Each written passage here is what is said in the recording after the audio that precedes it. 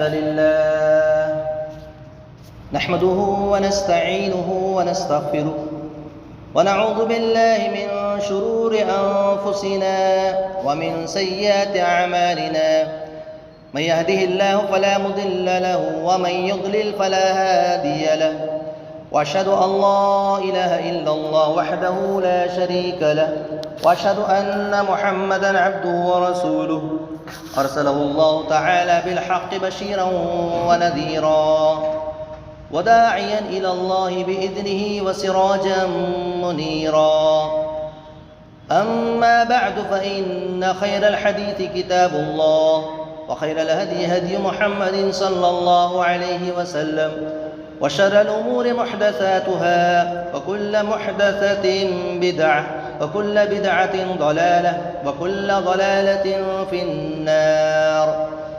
فقد قال الله تبارك وتعالى في القرآن المجيد والفرقان الحميد: فأعوذ بالله السميع العليم وبوجهه الكريم وبسلطانه القديم من الشيطان الرجيم. بسم الله الرحمن الرحيم. قاف والقرآن المجيد بل عجبوا أن جاءهم منذر منهم فقال الكافرون هذا شيء عجيب أئذا متنا وكنا ترابا ذلك رجع بعيد قد علمنا ما تنقص الأرض منهم وعندنا كتاب حفيظ. وقال تعالى في مقام آخر: وسارعوا إلى مغفرة من ربكم وجنة عرضها السماوات والأرض أعدت للمتقين. وعن أبي هريرة رضي الله عنه قال: قال رسول الله صلى الله عليه وسلم: إذا كان أول ليلة من شهر رمضان صفدت الشياطين ومردت الجن وغلقت أبواب النار فلم يفتح منها باب وفتحت أبواب الجنة فلم يغلق منها باب وينادي مناد: يا باغي الخير أقبل ويا باغي الشر أقصر ولله أتقاء من النار وذلك كل ليلة. أخرجه الترمذي وابن ماجه. سبحانك لا علم لنا إلا ما علمتنا إنك أنت العليم الحكيم.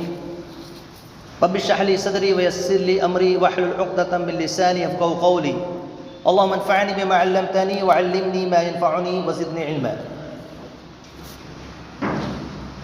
سب سے پہلے حمد و ثنا کے جتنے بھی بابرکت کلمات ہیں لائق اور سزاوار ہے اس اللہ وحدہ لا شریک کے لیے جس نے ہمیں اور آپ کو پیدا کیا. بعدہ درود و سلام نازل ہو تمام انبیاء کرام پر جنہوں نے اللہ کے پیغام کو اللہ کے بندوں تک انتہائی امانت داری اور دیانت داری کے ساتھ پہنچایا. خصوصاً تمام انبیاء کے سردار احمد مجتبی محمد مصطفیٰ صلی اللہ علیہ وسلم پر رب العالمین نے جنہیں رحمت للعالمین بنا کر کے مبعوث فرمایا. مختصر حمد و صلوات کے بعد حاضرین جمعہ، بزرگوں، نوجوان دوستوں اور پیارے بچوں، شعبان کا نصف سے زائد مہینہ گزر چکا ہے اور دھیرے دھیرے ہم اس بابرکت مہینے کی طرف بڑھ رہے ہیں جس کے آنے کا انتظار سلف صالحین مہینوں سے کیا کرتے تھے. دعائیں کیا کرتے تھے، تمنائیں کیا کرتے تھے، آرزو کیا کرتے تھے کہ اللہ زندگی میں ایک بار اور یہ بابرکت مہینہ ہمیں عطا فرمانا تاکہ اس سے ہم مستفید ہو سکے، فائدہ اٹھا سکیں. بلکہ بعض اسلاف سے آتا ہے کہ کچھ 3 مہینے تک، کچھ 6 مہینے تک یہ دعائیں کیا کرتے تھے کہ اللہ ہمیں اس بابرکت مہینے کی سعادتوں سے فیضیاب فرما اور ہمیں رمضان المبارک کا مہینہ عطا فرما. کیونکہ رمضان کا جو مہینہ ہے یہ موسموں کا، تمام موسموں میں عبادت کا موسم ہے۔ جس طریقے سے دنیوی اعتبار سے مختلف موسم ہوتے ہیں، بارش کا موسم، جب بارش کا موسم آتا ہے تو ہم دیکھتے ہیں کہ جو کسان ہوتے ہیں وہ اس سے کس طریقے سے فائدہ اٹھاتے ہیں۔ ذرا سوچیں کہ اگر کوئی کسان اس موسم میں جس میں محنت کرنا چاہیے اگر وہ آرام سے سو رہا ہے تو کیا کٹائی کے وقت، جس وقت کھیتوں کی کٹائی ہوتی ہے، اسے فائدہ ہوگا؟ اسی طرح جو تاجر ہیں، تجارت پیشہ ہے، وہ بھی جانتے ہیں کہ سال میں ان کے مخصوص مہینے ہوتے ہیں، ایام ہوتے ہیں، دن ہوتے ہیں جن میں وہ محنت کرتے ہیں۔ انہیں معلوم ہے کہ اگر یہ موسم، جس کی بھی وہ تجارت کرتے ہیں، اگر یہ موسم ہاتھ سے نکل گیا تو سوائے خسارے اور نقصان کے کچھ ہاتھ نہیں آئے گا۔ اس کے لیے آپ دیکھتے ہیں، اور جو لوگ تجارت پیشہ ہے وہ جانتے ہیں کہ کس طریقے سے اس کے لیے انہیں تکلیفیں برداشت کرنا پڑتا ہے، کر لیتے ہیں۔ گھروں سے دور رہنا پڑتا ہے، رہتے ہیں اپنے گھر والوں سے، رشتہ داروں سے، اپنے بچوں سے، گھر سے دور، کبھی کبھی 1 مہینہ، کبھی 2 مہینہ، کبھی اور زیادہ، کیونکہ انہیں پتہ ہے کہ یہ جو موسم ہے تجارت کا، اس میں جتنا ہم کما سکتے ہیں یہ زیادہ ہے۔ عام دنوں میں تو جو تجارت کرتے ہیں کرتے ہی ہیں، لیکن یہ جو دن ہے یہ کمانے کا وقت ہے، یہ دنیاوی اعتبار سے۔ لیکن ہم بحیثیت مسلمان، بحیثیت مومن، ہمارا یہ ایمان ہے، ہمارا یہ عقیدہ ہے کہ یہ دنیا ہمیشہ رہنے بسنے کی جگہ نہیں ہے۔ یہاں ہم آئے ہیں اپنے ایک مقصد کے لیے، اور وہ مقصد ہے مقصد عبادت، اللہ تبارک و تعالیٰ کی بندگی کرنے کے لیے، اللہ کو راضی کرنے کے لیے، اللہ کو راضی کر کے، اللہ کو خوش کر کے جنت میں اپنا مقام حاصل کرنے کے لیے۔ یہ موقع یعنی رمضان کا یہ سنہرا موسم عبادتوں کا اس اعتبار سے بھی غنیمت ہے کہ پیارے نبی صلی اللہ علیہ وسلم نے فرمایا، جو روایت ابھی آپ کے سامنے میں نے پیش کی ہے، ترمذی اور ابن ماجہ کی، ابو ہریرہ رضی اللہ تعالیٰ عنہ حدیث کے راوی ہیں، اللہ کے رسول صلی اللہ علیہ وسلم نے فرمایا، اذا کان اول لیلۃ من شہر رمضان، رمضان المبارک کی جب پہلی رات ہوتی ہے تبھی سے اللہ تبارک و تعالیٰ کا یہ انتظام اپنے مومن بندوں کے لیے، نیک بندوں کے لیے عبادت کا اہتمام کرنے کے لیے، دیکھیے اللہ تبارک و تعالیٰ کا انتظام، صفدت الشیاطین ومرضت الجن، سرکش جن اور شیاطین کو قید کر دیا جاتا ہے، غلقت ابواب النار، جہنم کے دروازوں کو بند کر دیا جاتا ہے، فلم یفتح منھا باب، جہنم کے دروازوں کو بند کر دیا جاتا ہے، ایک بھی دروازہ کھولا نہیں جاتا پورے رمضان، مکمل رمضان تک۔ اسی طرح فرمایا، فتحت ابواب الجنہ، جنت کے دروازوں کو کھول دیا جاتا ہے، فلم یغلق منھا باب، ایک بھی دروازہ بند نہیں کیا جاتا۔ یہ کیا ہے؟ انسان کا سب سے بڑا دشمن شیطان ہے، جو اسے اللہ کی بندگی سے روکتا ہے، نیک اعمال کرنے سے روکتا ہے۔ لیکن اللہ رب العزت نے رمضان کے اس مبارک مہینے کے اندر یہ اہتمام فرمایا کہ شیاطین کو قید کر دیا جاتا ہے، جنت کے دروازے کھول دیے جاتے ہیں، جہنم کے دروازے بند کر دیے جاتے ہیں، اور اللہ کی جانب سے ایک ندا دینے والا، ایک فرشتہ، وَيُنَادِ مُنَادٍ يَا بَاغِيَ الْخَيْرِ أَقْبِلْ، ایک خیر کے طلب کرنے والے، نیکی کی طرف بڑھنے والے آگے بڑھو، وَيَا بَاغِيَ الشَّرِّ أَقْصِرْ، اے برائی کی تلاش کرنے والے، اے برائی کرنے والے اب تو رک جاؤ۔ سال بھر، سال کے 12 مہینے رمضان کو چھوڑ کر کے ہماری یہ اکثریت کی حالت آپ دیکھیں، اللہ سے دور، عبادتوں میں کوتاہی، کمی، برائی کی طرف زیادہ اور نیکی اور کی طرف رغبت کم۔ ایسے میں رمضان کا یہ مہینہ جو آنے والا ہے اس کے لیے تیاری ابھی سے ہو، شعبان کا مہینہ اگرچہ ابھی مکمل نہیں ہوا، لیکن ابھی سے ہم اپنی نیت خالص کر لیں، ارادہ اور عزم مصمم کر لیں کہ یہ جو رمضان کا مہینہ آنے والا ہے اسے ہم ضائع نہیں کریں گے۔ اس سے پہلے بھی ہماری زندگی میں بہت سارے رمضان آئے اور گئے۔ اب دیکھیے کہ ہم میں سے جس کی جتنی عمر ہے اس عمر کے اعتبار سے اس کی زندگی میں اتنے رمضان، جس کی عمر 40 ہے گویا کہ اس نے 40 رمضان گزار لیے، جس کی عمر 50 ہے گویا کہ اس نے 50 رمضان گزار لیے، جس کی عمر 60 ہے 70 ہے اسی اعتبار سے اس کی زندگی میں اب تک اس کی عمر کے اعتبار سے رمضان آئے اور گئے۔ لیکن یاد کیجئے ہماری زندگی کا وہ کون سا رمضان ہے کہ جسے ہم نے اس طرح گزارا جس طرح مطلوب ہے۔ پیارے نبی صلی اللہ علیہ وسلم نے فرمایا کہ رمضان کا مہینہ آئے اور اپنی بخشش نہ کروا لے، بڑا بد نصیب ہے، بڑا بدبخت ہے وہ شخص۔ آئیے ہم جانیں کہ کس طریقے سے اس رمضان کے مہینے کو جو آنے والا ہے ہم گزاریں۔ سب سے پہلے شعبان کی بات کریں تو شعبان کے 15 جب دن ہو جاتے ہیں تو پیارے نبی صلی اللہ علیہ وسلم کا فرمان ہے اذا انتصف شعبان فلا تصوموا۔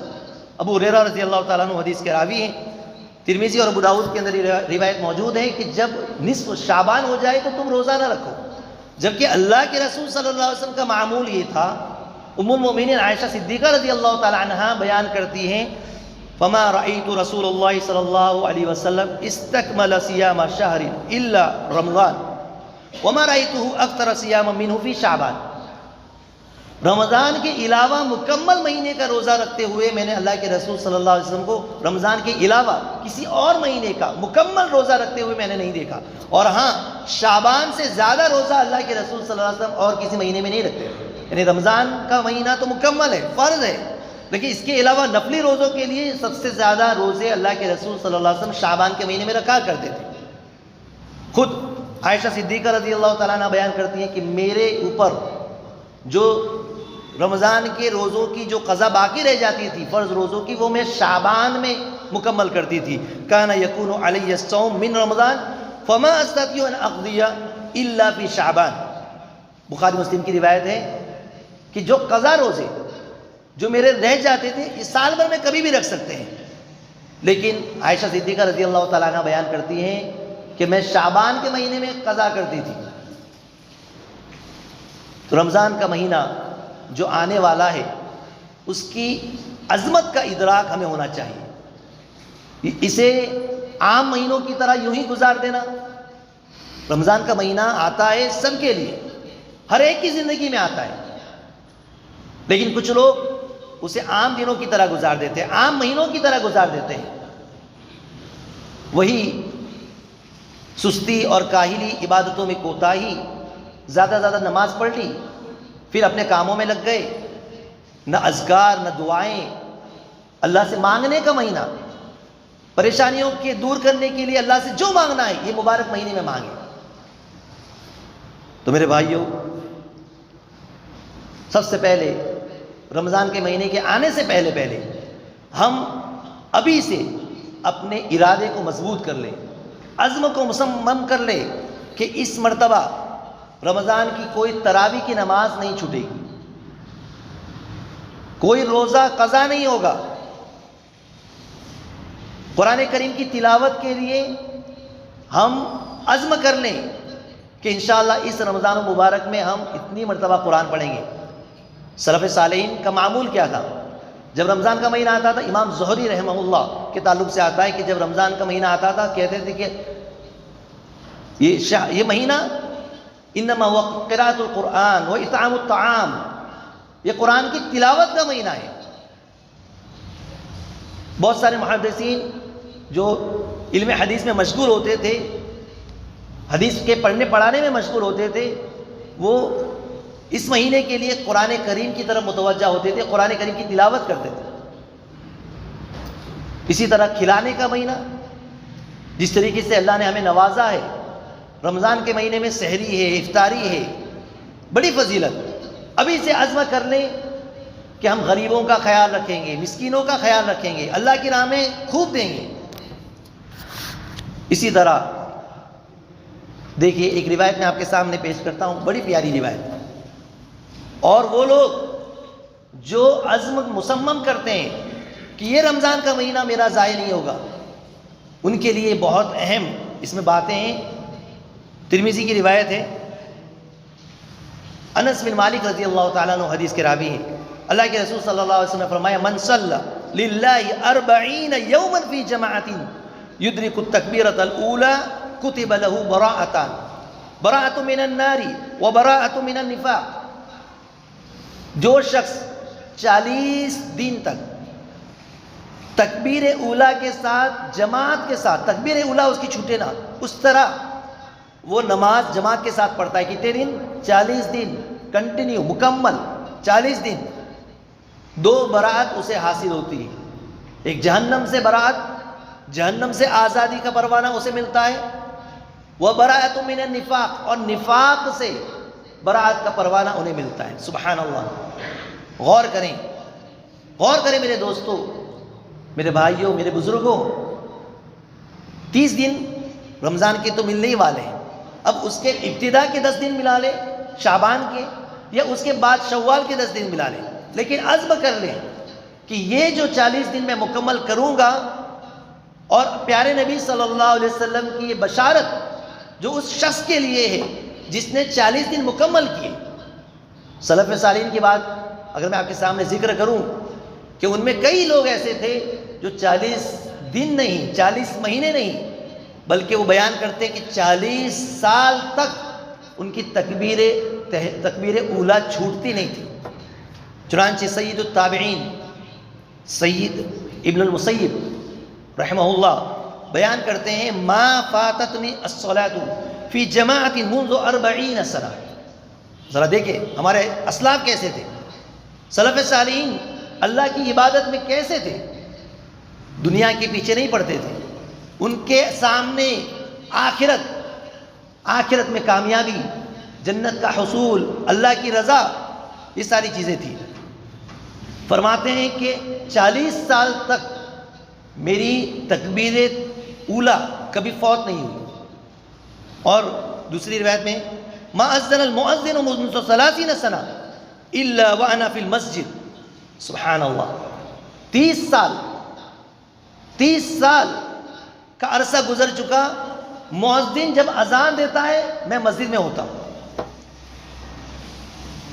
ذرا سوچیں، تدبر کریں، غور و فکر کریں سلف صالحین کیسے تھے. اسی طرح ربیعہ بن یزید کے تعلق سے آتا ہے، انہوں نے بھی یہی کہا کہ میں نے یہ جو قول آخر میں نے بتایا ان کا ہی ہے، یعنی 30 سال جب بھی مؤذن اذان دیتا ہے میں مسجد میں ہوتا ہوں. کئی ہمارے اسلاف، کئی مثالیں آپ کو مل جائے گی. کہنے کا مقصد یہ ہے کہ یہ تو 40 سال یا پورے سال کی بات نہیں ہو رہی ہے، کئی مہینوں کی بات نہیں ہو رہی ہے، صرف 40 دن ہم عزم کر لیں. اور شعبان کی یہ جو ایک عشرہ آخر کا جو بچا ہوا ہے 10 دن، وہ اور اس کو ملا کر کے رمضان کو اگر ہم کنٹینیو کر لیتے ہیں تو یقین جانیں 2 براتیں ہمیں حاصل ہوگی، جہنم سے آزادی کا پروانہ اور ساتھ ہی ساتھ نفاق سے آزادی. بہت بڑی چیز. میں خود ایسے نوجوانوں کو جانتا ہوں جو اس بشارت کو پانے کے لیے اپنی تجارت کو پس پش ڈال دیتے ہیں. ایک ساتھی، ایک دوست کو میں جانتا ہوں جو اعتکاف میں بیٹھتا ہے کئی سالوں سے، اور وہ کپڑوں کا تاجر بھی ہے، جاتا ہے تجارت کرنے کے لیے، لیکن آخر کے رمضان کے بعد 10 دن جو شوال کے ہیں وہ تجارت کے لیے نہیں جاتا. وہ اہتمام کرتا ہے، رمضان کے بعد شوال کے روزے بھی رکھتا ہے، اور یہ 40 دن یہ وصیت نبی صلی اللہ علیہ وسلم کا یہ فرمان، اس پر عمل کرنے کے لیے مکمل 40 دن مسجد ہی سے چمٹا رہتا ہے. سبحان اللہ. میرے بھائیو، میرے دوستو، کہنے کا مقصد یہ ہے کہ ہم پیارے نبی صلی اللہ علیہ وسلم کی ان فرامین پر عمل کرتے ہوئے رمضان کا استقبال کریں. یہ ایک بہت بڑی نعمت ہے، اس کی قدر کریں. اگر نعمت پر قدر کی جائے، اس کا شکر ادا کیا جائے تو نعمت میں اضافہ ہوتا ہے. اللہ رب العزت مزید ہمیں عطا فرماتا ہے. یہ رمضان کا مہینہ جو قریب ہے، ابھی سے اہتمام کریں. اگر اللہ نے نوازا ہے، اللہ تبارک و تعالیٰ نے مال و دولت سے نوازا ہے، کوشش کریں عمرہ کرنے کی. کیوں؟ کیونکہ رمضان کے مہینے میں عمرہ، پیارے نبی نے فرمایا عمرۃ فی رمضان کحجۃ معی، اور ایک روایت میں کعمرۃ معی. رمضان میں عمرہ کرنا نبی نے فرمایا میرے ساتھ عمرہ کرنے کے برابر ہے، یا ایک روایت میں حج کرنے کے برابر ہے. اور ایسے بھی وہاں پر عبادتوں کا جو اہتمام حرمین میں، مکہ میں، مدینہ میں، مسجد نبوی کے اندر آپ دیکھیں عبادتوں کا اہتمام کیسے ہوتا ہے. لہٰذا ضرورت اس بات کی ہے کہ ہم رمضان کا استقبال انتہائی اہمیت کو سمجھتے ہوئے کریں، عزم کریں، توبہ اور استغفار کریں. پیارے نبی صلی اللہ علیہ وسلم کی اس فرمان کہ فرشتہ جو پکارتا ہے کہ اے نیکیوں میں آگے بڑھنے والے آگے بڑھو، اے برائی کرنے والے رک جاؤ. ذرا سوچیں کہ رمضان کا مہینہ پانے کے بعد بھی اگر برائی سے نہ رکے تو پھر کون سا موقع ہے. اس رمضان کی دشمن، ہمارے جو دشمن ہیں ان کو بھی آپ نوٹ کر لیں، یاد رکھیں کہ جو رمضان کے مہینے میں آپ کے لیے سب سے خطرناک ہو سکتے ہیں وہ کون ہیں؟ جو آپ کے رمضان کے روزوں کو خراب کرنے والے، عبادتوں سے آپ کو دور کرنے والے. اگرچہ کہ شیطان کو قید کر دیا جاتا ہے، اس کے باوجود بھی میرے بھائیوں، میرے دوستوں، کچھ ایسے اسباب جن سے ہمیں دوری اختیار کرنا بہت ضروری ہے. ہم دیکھتے ہیں کئی لوگ رمضان میں بھی موبائل، سوشل میڈیا سے چمٹے رہتے ہیں، نیوز، اخبارات، دنیا بھر کی فکر. یہ قرآن کریم کی تلاوت کا مہینہ ہے، عبادت کا مہینہ ہے. رمضان کا مہینہ آنے سے پہلے جو ہمارے لیے ضروری ہے، رمضان کے مسائل، اسے سیکھنا چاہیے. روزوں کے بارے میں، روزے فرض ہیں، جو فرائض ہیں اس کے بارے میں جاننا فرض ہے. کن چیزوں سے روزہ ٹوٹ جاتا ہے، کون سی چیزیں روزے کو خراب کرنے والی ہیں، مسائل اس کے جاننے کا اہتمام کیا جائے. اسی طرح جو مستحب اعمال ہے، جو مسنون اعمال ہے، ان کا بھی جاننا ضروری ہے، یعنی مسنون ہے. جیسا کہ تراویح کی نماز ہے، کئی لوگ صرف سنت ہے یہ سمجھ کر کے چھوڑ دیتے ہیں. یا ہم دیکھتے ہیں کہ ابتدا میں پہلی تاریخ جب رمضان کی ہوتی ہے مسجدیں ہماری بھری ہوتی ہیں. جیسے جیسے رمضان کا مہینہ آگے بڑھتا ہے، 4-5 دن 6 دن ہوتے ہیں، ایک ہفتہ نکلتا ہے، پھر مسجدیں خالی ہو جاتی ہیں. میرے بھائیوں ایسا نہ کریں. شاپنگ، کئی لوگ شاپنگ کی وجہ سے رمضان کا مہینہ صرف شاپنگ ہی میں گزارتے ہیں. یہ عبادت کا مہینہ ہے. خاص طور پر خواتین اپنے گھر کی جو بھی خریدنا ہے آپ پہلے سے لے کر کے رکھ لیں، پہلے سے، تاکہ وہ وقت جو انتہائی قیمتی وقت ہے ضائع نہ ہو، برباد نہ ہو. نظام الاوقات مرتب کر. کتنے افسوس کی بات ہے، ہم دیکھتے ہیں کہ ایک چھوٹا سا کچھ پروگرام ہمارا ہوتا ہے یا کہیں سفر ہم کو کرنا ہوتا ہے تو ہم اس کا پورا خاکہ بناتے ہیں، پورا نظام الاوقات مرتب کرتے ہیں تاکہ ہمارا جو سفر ہو وہ کامیاب ہو، کوئی چیز اس میں چھوٹنے نہ پائے. ہم ابتدا سے نہیں، دنیاوی اعتبار سے، چاہے وہ تجارت کا سفر ہو یا کہیں سیر و تفریح کے لیے ہم نے کوئی پلان بنایا ہو، لیکن آپ دیکھیے کہ یہ ہماری زندگی کا مقصد عبادت، اور اس کے لیے ایک بہترین موقع رمضان کا یہ مہینہ، ہم اس کے لیے کوئی نظام الاوقات نہیں بناتے. آپ ابھی سے نیکیوں کے لیے، نیکیوں کا جو یہ موسم بہار آنے والا ہے اس کے لیے ترتیب دیں. قرآن کریم کی تلاوت کے لیے وقت نکالیں، اپنے بچوں کو سکھانے کے لیے وقت نکالیں.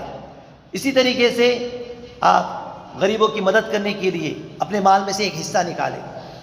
لوگوں کی مدد کرنے کے لیے مسجد کو تو لازم پکڑ لیں. مسواک، یہ چھوٹی چھوٹی سنتیں جس کو ہم چھوٹا سمجھتے ہیں، یہ بہت فائدے کی چیزیں ہیں. اگر ہم مسجد میں جلدی آ جاتے ہیں اور انتظار کرتے ہیں تو انتظار کرنا بھی ہماری نماز میں شمار ہوتا ہے. لہٰذا ضرورت اس بات کی ہے کہ ہم وہ تمام اسباب جو ہماری عبادتوں کے لیے نقصان دہ ہیں، جو اللہ سے دور کرنے والے ہیں، ان اسباب سے اپنے آپ کو دور کریں اور رمضان المبارک کے لیے اہتمام کریں. اللہ سے دعا ہے اللہ تبارک و تعالیٰ کہنے سننے سے زیادہ ہمیں عمل کی توفیق عطا فرمائے. اللہ تبارک و تعالیٰ جب تک ہمیں زندہ رکھے، ایمان اور توحید پر زندہ رکھے، خاتمہ ہو تو خاتمہ بھی خیر ہو.